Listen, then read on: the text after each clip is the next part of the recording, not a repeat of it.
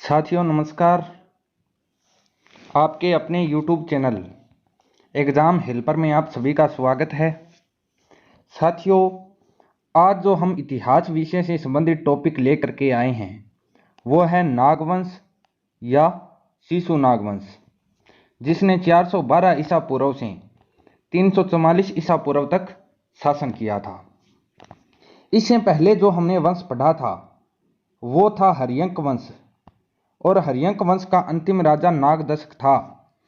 और इस नागदशक की हत्या इसके अमात्य जो है शिशुनाग ने की थी, और शिशुनाग ने ही शिशुनाग वंश की नींव रख दी। तो शिशुनाग वंश का संस्थापक कौन था? शिशुनाग था, जिसने 412 ईसा पूर्व से 394 ईसा पूर्व तक शासन किया था।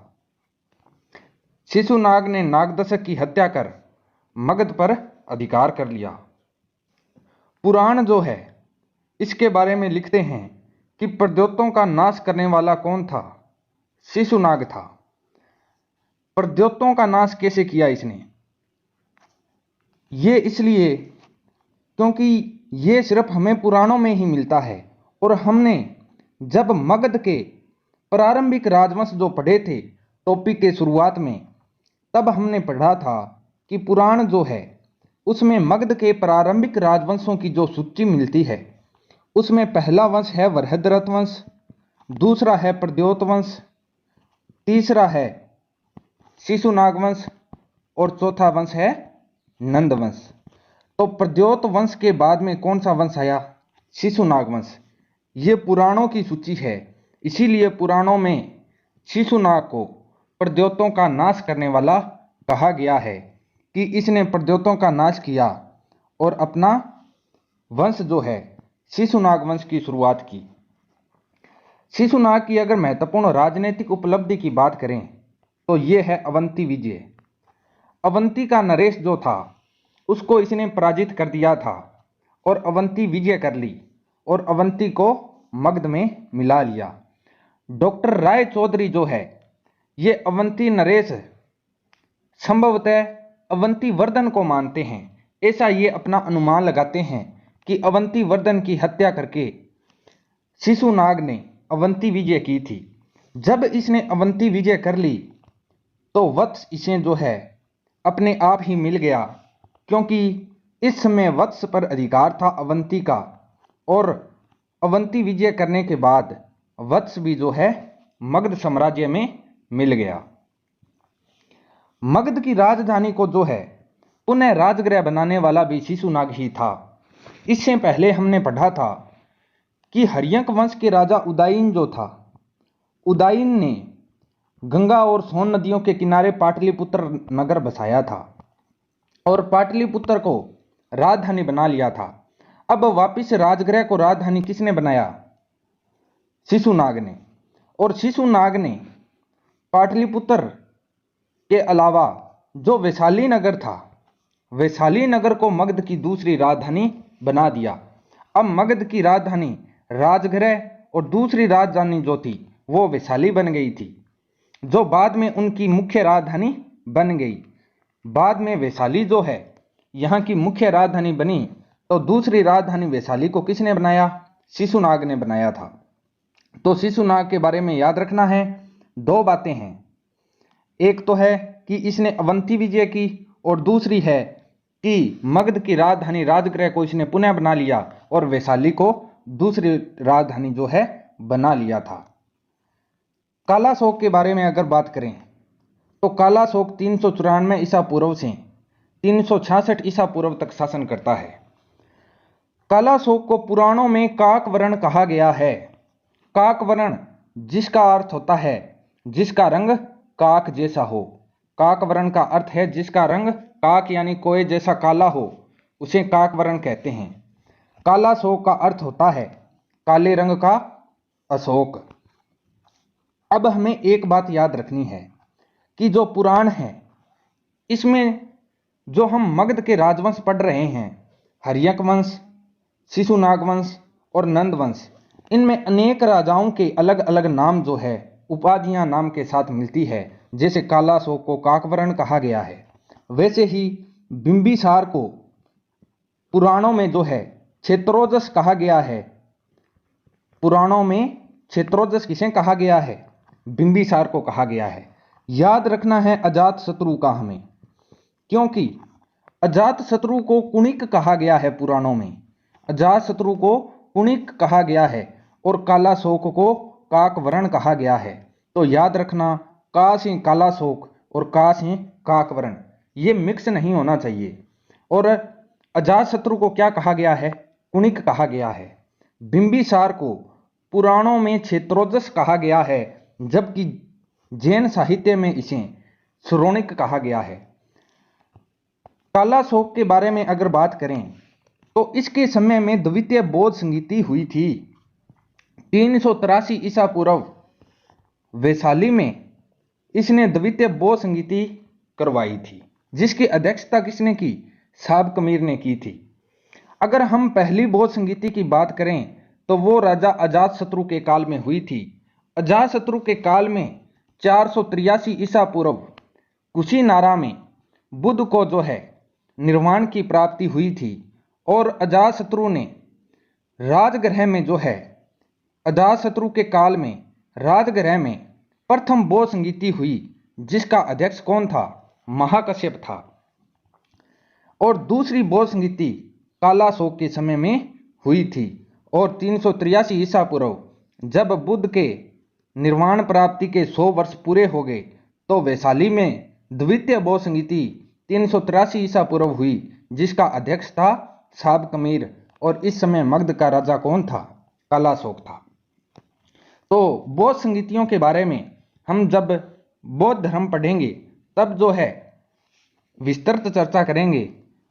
कालाशोक जो है इसका पुराणों में नाम क्या मिलता है? काकवर्ण। द्वितीय बौद्ध संगीति इसके समय में हुई थी। इसके बारे में एक बात जो याद रखने वाली महत्वपूर्ण बात है वो है कि मगध की राजधानी जो है अंतिम रूप से पुनः क्या बन गई?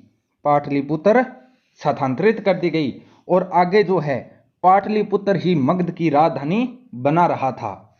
और पाटलिपुत्र को अंतिम रूप से राजधानी बनाने वाला कौन था? कालाशोक था। बाणभट्ट की एक रचना है हर्षचरित। हर्षचरित के अनुसार कालाशोक की हत्या उसके किसी नौकर ने गर्दन में छुरा घोंपकर कर दी थी। और हर्षचरित में वो नौकर संभवतः महापद्मानंद को माना गया है।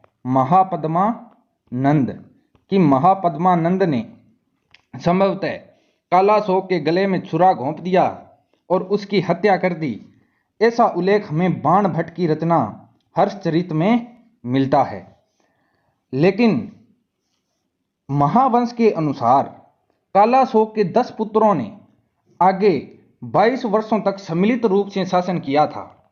ऐसा हमें महावंश में पता चलता है कि कालाशोक के कितने पुत्र थे? 10 पुत्र थे, जिन्होंने सम्मिलित रूप से 22 वर्षों तक शासन किया।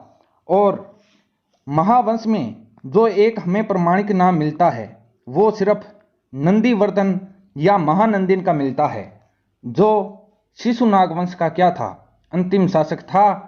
और बाणभट्ट की रचना हर्षचरित से हमें यह भी पता चलता है कि महापद्मानंद ने धीरे धीरे कालाशोक के इन 10 पुत्रों का भी अंत कर दिया, इनको मार दिया और आगे एक नए राजवंश यानी नंद वंश की नींव रख दी थी। तो नंद वंश का संस्थापक कौन होगा? महापद्मानंद होगा, महापद्मानंद।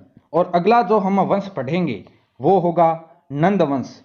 तो एक बार कालाशोक के बारे में थोड़ी सी ध्यान देते हैं कि कालाशोक को काकवर्ण कहा गया है। इसको याद रखने के लिए याद रखना कि कालाशोक को पुराणों में तो काकवर्ण कहा गया है।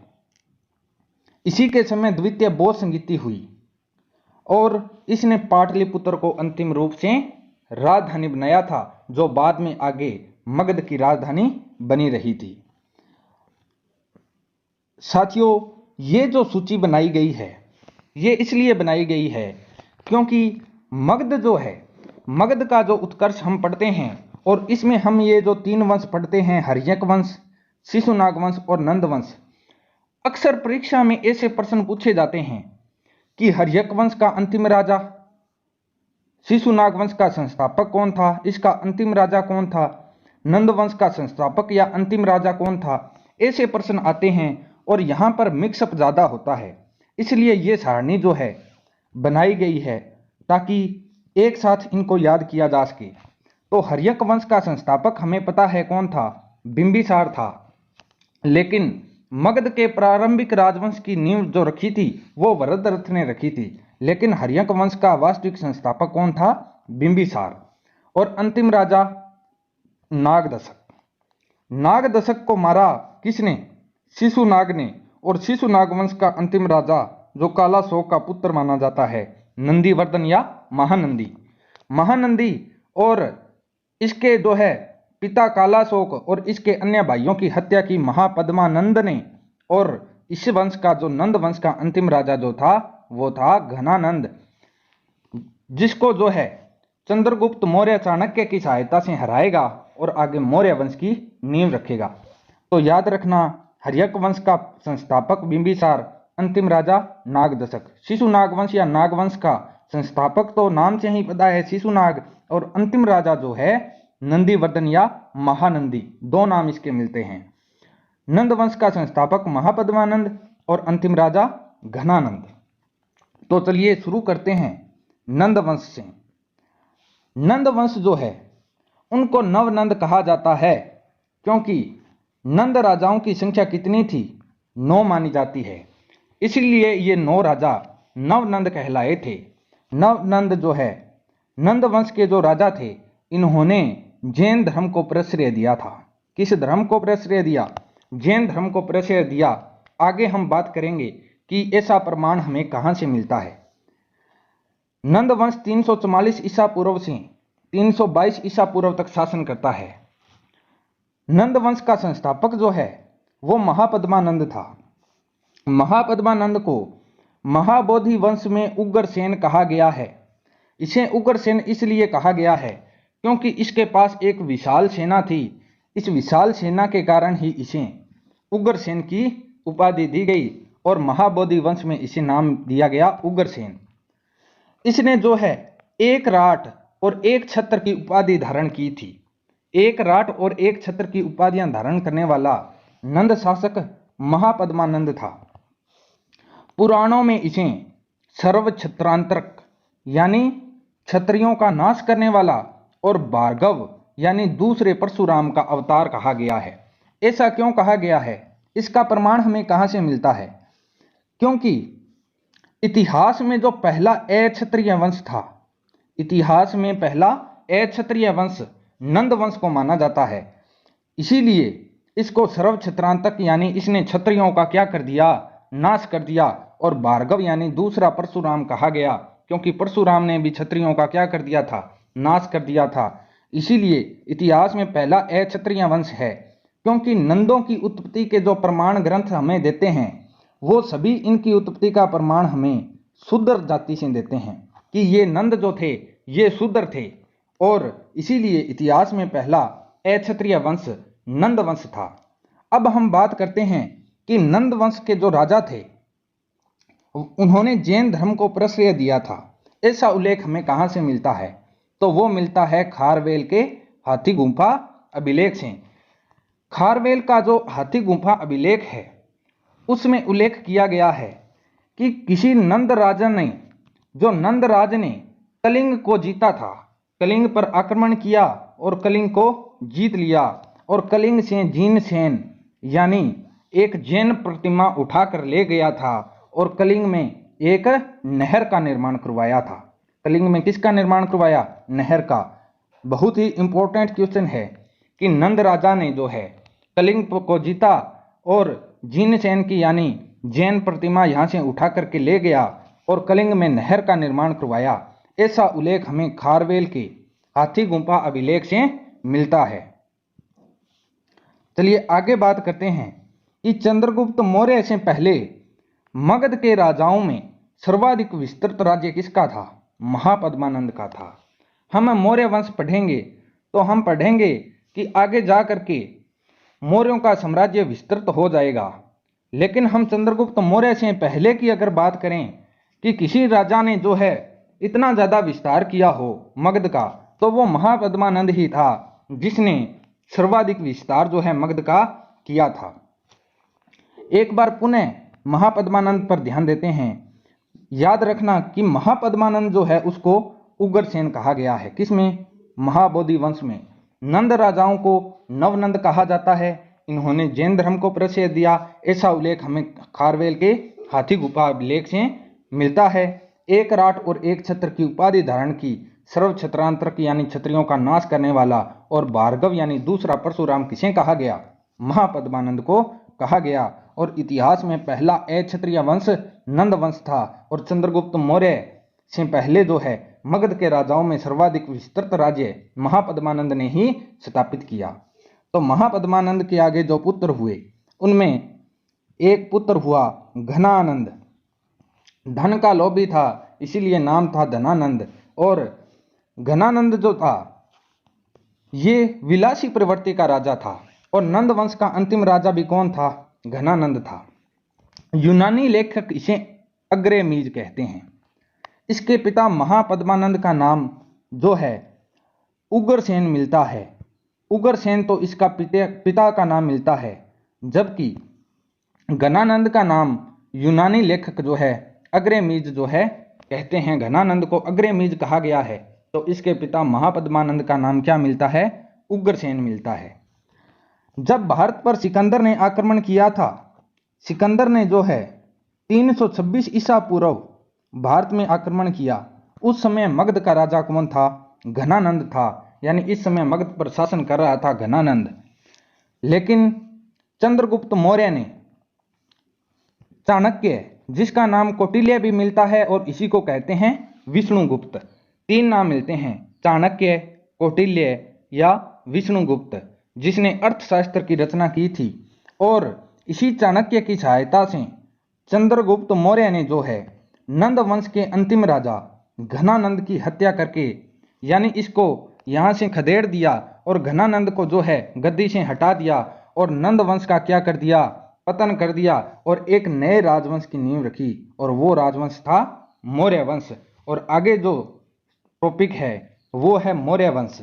तो ये टॉपिक जो था घनानंद के बारे में 2-3 बातें ही याद रखने लायक है कि नंद वंश का अंतिम राजा यूनानी लेखक अग्रमीज कहते हैं, सिकंदर का समकालीन था, और चंद्रगुप्त मौर्य ने इसको हरा दिया और गद्दी से हटा करके स्वयं गद्दी पर बैठ गया। और किसकी सहायता से? चाणक्य, कौटिल्य या विष्णुगुप्त की सहायता से। तो मौर्य वंश का संस्थापक कौन हुआ? चंद्रगुप्त मौर्य। दोस्तों यहाँ पर भी एक बात याद रखनी है कि हम चंद्रगुप्त नाम से राजा पढ़ते हैं, जैसे चंद्रगुप्त मौर्य, चंद्रगुप्त प्रथम और चंद्रगुप्त द्वितीय। तो चंद्रगुप्त प्रथम और द्वितीय हमें याद रखना है कि ये हम गुप्त वंश में पढ़ेंगे, जबकि चंद्रगुप्त मौर्य कहाँ पर पढ़ना है? मौर्य वंश में। मौर्य वंश में चंद्रगुप्त नाम से एक ही राजा हुआ, चंद्रगुप्त मौर्य, जो मौर्य वंश का संस्थापक था। चंद्रगुप्त प्रथम और चंद्रगुप्त द्वितीय को हमें कहाँ पर पढ़ना है? गुप्त वंश में पढ़ना है। तो ये था हमारा आज का टॉपिक, शिशुनाग वंश और नंद वंश। अगर आपको ये वीडियो पसंद आई हो तो वीडियो को ज़्यादा से ज़्यादा लाइक करें, चैनल को सब्सक्राइब करें और वीडियो को जो है ज़्यादा से ज़्यादा शेयर करें। धन्यवाद।